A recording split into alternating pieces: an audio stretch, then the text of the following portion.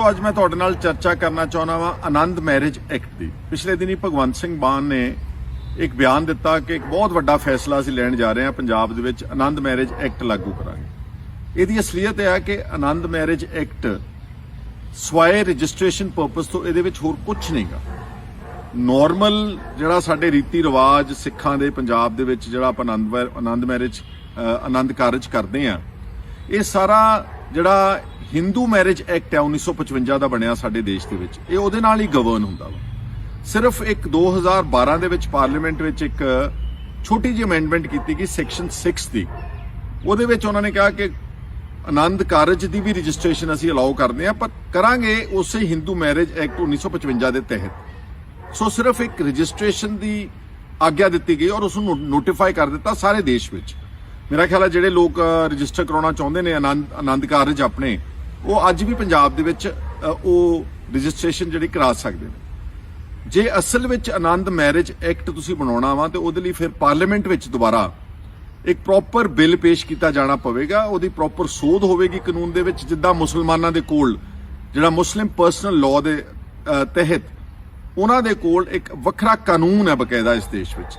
ਉਹਨਾਂ ਦੇ ਉੱਤੇ ਹਿੰਦੂ ਮੈਰਿਜ ਐਕਟ 1955 ਲਾਗੂ ਨਹੀਂ ਹੁੰਦਾ ਮੁਸਲਮਾਨਾਂ ਦੇ ਉੱਤੇ, ਕਿਉਂਕਿ ਉਹਨਾਂ ਦੇ ਆਪਣੇ ਧਰਮ ਦੇ ਅਨੁਸਾਰ ਜੋ ਉਹਨਾਂ ਦਾ ਡਿਵੋਰਸ ਪ੍ਰੋਸੀਡਿੰਗਸ ਆ, ਉਹ 3 ਵਾਰ ਤਲਾਕ ਕਹਿੰਦੇ ਨੇ ਤੇ ਤਲਾਕ ਦਿੱਤਾ ਜਾਂਦਾ, ਜਾਂ ਉਹਦੀ ਮੇਨਟੇਨੈਂਸ ਆ, ਜਾਂ ਉਹਦੇ ਜਿਹੜੇ ਹੋਰ ਹੈਗੇ ਉਹ ਅਦਾਲਤਾਂ ਇੱਕ ਸਪੈਸ਼ਲ ਲਾਅ ਦੇ ਤਹਿਤ ਮੁਸਲਮਾਨਾਂ ਦੀਆਂ ਜਿਹੜੀਆਂ ਸ਼ਾਦੀ ਦੇ ਇਸ਼ੂਜ਼ ਹੈਗੇ ਉਹ ਸਾਰੇ ਉਸ ਦੇ ਤਹਿਤ ਗਵਰਨ ਹੁੰਦੇ ਨੇ।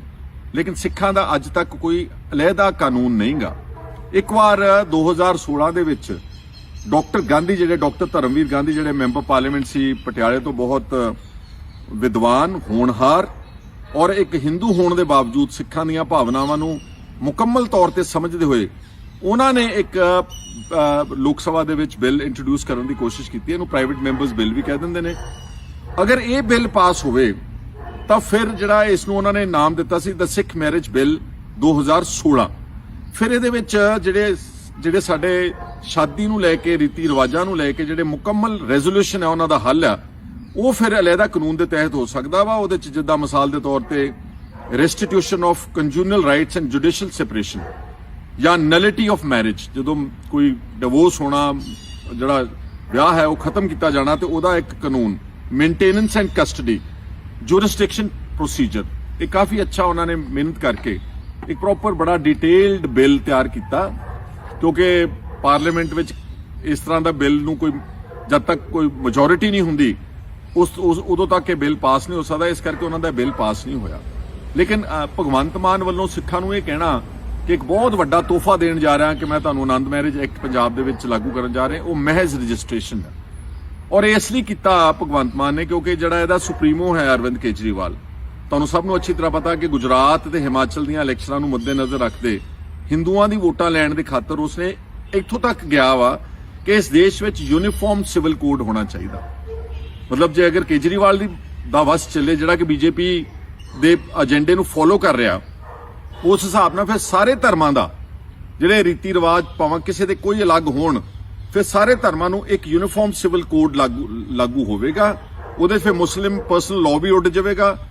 ਉਹਦੇ ਵਿੱਚ ਹੀ ਬਾਕੀ ਧਰਮਾਂ ਦੀਆਂ ਵੀ ਸਾਰੀਆਂ ਜਿਹੜੀਆਂ ਜੋ ਉਹਨਾਂ ਦੇ ਰੀਤੀ ਰਿਵਾਜ, ਜੋ ਉਹਨਾਂ ਦੀਆਂ ਅਲੱਗ ਪਹਿਚਾਣ ਹੈ, ਉਹ ਸਾਰਾ ਕੁਝ ਖਤਮ ਕਰਕੇ ਇੱਕੋ ਹੀ ਐਕਟ ਦੇ ਤਹਿਤ ਯੂਨੀਫਾਰਮ ਸਿਵਲ ਕੋਡ ਦੇ ਤਹਿਤ ਸਾਰਾ ਕੁਝ ਕੀਤਾ ਜਾਵੇਗਾ, ਜਿਹੜਾ ਕਿ ਘੱਟ ਗਿਣਤੀਆਂ ਲਈ, ਖਾਸ ਤੌਰ ਤੇ ਸਿੱਖਾਂ ਲਈ, ਮੁਸਲਮਾਨਾਂ ਲਈ ਅਤੇ ਹੋਰ ਮਾਈਨੋਰਿਟੀਜ਼ ਜਿਹੜੀਆਂ ਇਸ ਦੇਸ਼ ਵਿੱਚ ਨੇ, ਈਸਾਈ ਵਰਗ, ਸਾਰਿਆਂ ਲਈ ਬੜਾ ਘਾਤਕ ਇੱਕ ਫੈਸਲਾ ਹੋਵੇਗਾ।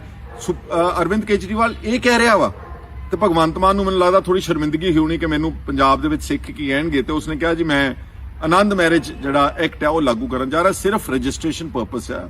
ਉਹਦੇ ਚ ਨਾ ਕੋਈ ਹੋਰ ਸਾਡੀ ਅਦਾਲਤ ਆ, ਨਾ ਕੋਈ ਸਾਡਾ ਕਾਨੂੰਨ ਆ, ਨਾ ਕੋਈ ਰੈਜ਼ੋਲੂਸ਼ਨ ਆ, ਨਾ ਕੋਈ ਜਿਹੜੇ ਮੈਂ ਇਸ਼ੂਜ਼ ਪੜ੍ਹੇ ਨੇ, ਕੋਈ ਡਿਵੋਰਸ ਪ੍ਰੋਸੀਡਿੰਗਸ, ਕੋਈ ਮੇਨਟੇਨੇਬਿਲਿਟੀ, ਕੁਝ ਵੀ ਨਹੀਂ ਆ ਸਕਦਾ ਉਹਦੇ ਵਿੱਚ। ਆ ਅਸਲੀਅਤ ਭਗਵੰਤ ਸਿੰਘ ਮਾਨ ਦੀ ਹੈ। ਜਾਂ ਤਾਂ ਉਸਨੇ ਆਨੰਦ ਮੈਰਿਜ ਐਕਟ ਨੂੰ ਅੱਛੀ ਤਰ੍ਹਾਂ ਸਮਝਿਆ ਹੀ ਨਹੀਂ, ਜਾਂ ਉਸ ਨੂੰ ਅਹਿਸਾਸ ਨਹੀਂਗਾ ਕਿ ਇਹਦੇ ਵਿੱਚ ਸਵਾਏ ਰਜਿਸਟ੍ਰੇਸ਼ਨ ਪਰਪਸ ਸੈਕਸ਼ਨ 6 ਤੋਂ ਇਲਾਵਾ ਕੁਝ ਨਹੀਂਗਾ, ਤੇ ਉਸਨੇ ਉਦਾਂ ਹੀ ਕਹਿ ਦਿੱਤਾ ਕਿ ਚਲੋ ਇੰਨੇ ਨੇ ਕਹਿਣ ਨਾਲ ਮੇਰਾ ਸ਼ਾਇਦ ਪੰਜਾਬ ਦੇ ਲੋਕ ਜਿਹੜੇ ਸਿੱਖ ਨੇ ਉਹ ਖੁਸ਼ ਹਨ। ਜਾਂ ਫਿਰ ਉਸਦੇ ਮਨ ਵਿੱਚ ਕੋਈ ਬੇਈਮਾਨੀ ਆ ਕਿ ਆਪਾਂ ਨੂੰ ਐਵੇਂ ਮੂਰਖ ਸਮਝਦਾ, ਆਪਾਂ ਸਭ ਨੂੰ ਇੱਕ ਗੁੰਮਰਾਹਕੁਨ ਪ੍ਰੋਪੇਗੈਂਡੇ ਦੇ ਤਹਿਤ ਲਿਆ ਕੇ ਉਹਨੇ ਉਹ ਬਿਆਨ ਦੇ ਦਿੱਤਾ। ਜ਼ਰੂਰਤ ਹੈ ਇਸ ਦੀ, ਲੇਕਿਨ ਉਹਦੀ ਜ਼ਰੂਰਤ ਤਾਂ ਪੂਰੀ ਹੋਵੇਗੀ ਜੇ ਸਾਡਾ ਪੂਰਾ ਸਿੱਖ ਮੈਰਿਜ ਐਕਟ ਇਸ ਦੇਸ਼ ਦੀ ਪਾਰਲੀਮੈਂਟ ਵਿੱਚ ਪ੍ਰਵਾਨ ਹੋਵੇਗਾ ਤੇ ਅਲੱਗਾ ਕਾਨੂੰਨ ਬਣੇਗਾ।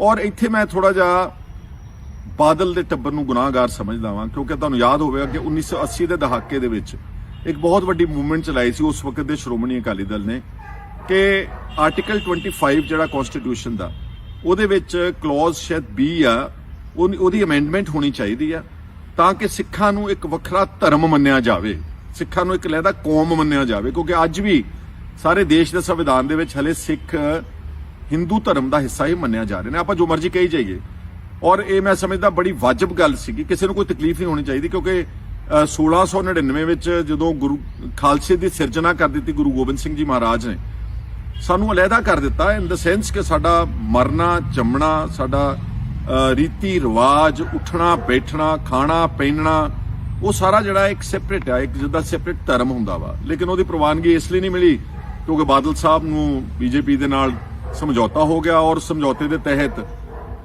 ਸੱਤਾ ਦੇ ਵਿੱਚ ਭਾਈਵਾਲ ਬਣ ਗਏ, ਮਿਨਿਸਟਰ ਬਣ ਗਏ। ਜਿੰਨੀਆਂ ਮੰਗਾਂ ਸੀ, ਕੱਲੀਆਂ ਆਰਟੀਕਲ 25 ਦੀ ਅਮੈਂਡਮੈਂਟ ਨਹੀਂ, ਬਲਕਿ ਜਿਹੜੀਆਂ ਚੰਡੀਗੜ੍ਹ ਨੂੰ ਪੰਜਾਬ ਮਿਲਣਾ ਚਾਹੀਦਾ ਸੀਗਾ, ਪੰਜਾਬੀ ਬੋਲਦੇ ਇਲਾਕੇ ਮਿਲਣੇ ਚਾਹੀਦੇ ਸੀ, ਪੰਜਾਬ ਦੇ ਪਾਣੀਆਂ ਦਾ ਵੱਡਾ ਝਗੜਾ, ਸਾਰਾ ਕੁਝ ਇਹਨਾਂ ਨੇ ਜਿਹੜਾ ਸੀਗਾ ਉਹਨੂੰ ਤਲਾਂਜਲੀ ਦੇ ਦਿੱਤੀ, ਜਿਹਦੇ ਕਰਕੇ ਅੱਜ ਅਸੀਂ ਕੀ ਕਹਿੰਦੇ ਹੁੰਦੇ we are back to square 1, ਉੱਥੇ ਖੜੇ ਜਿੱਥੇ ਪਹਿਲਾਂ ਖੜੇ ਸੀਗੇ।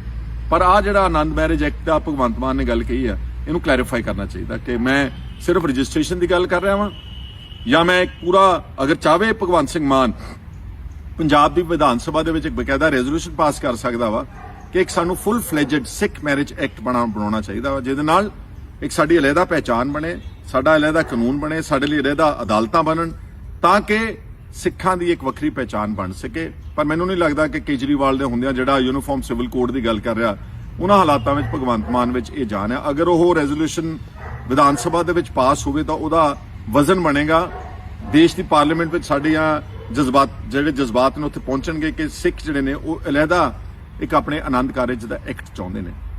ਪਰੰਤੂ ਦੇਖਣਾ ਇਹ ਹੋਵੇਗਾ ਕਿ ਭਗਵੰਤ ਮਾਨ ਆਉਣ ਵਾਲੇ ਦਿਨਾਂ 'ਚ ਕਰ ਸਕਦਾ ਕਿ ਨਹੀਂ ਕਰ ਸਕਦਾ। ਅਗਰ ਨਹੀਂ ਕਰ ਸਕਦਾ, ਇਹਦਾ ਮਤਲਬ ਇਹ ਬਿਆਨ ਸਾਰੇ ਐਵੇਂ ਦੇਣ ਦਾ, ਸਿਰਫ ਨੰਬਰ ਬਣਾਉਣ ਦੀ ਖਾਤਰ ਇਦਾਂ ਦੇ ਬਿਆਨ ਛੱਡ ਦਿੰਦੇ ਨੇ ਲੀਡਰ।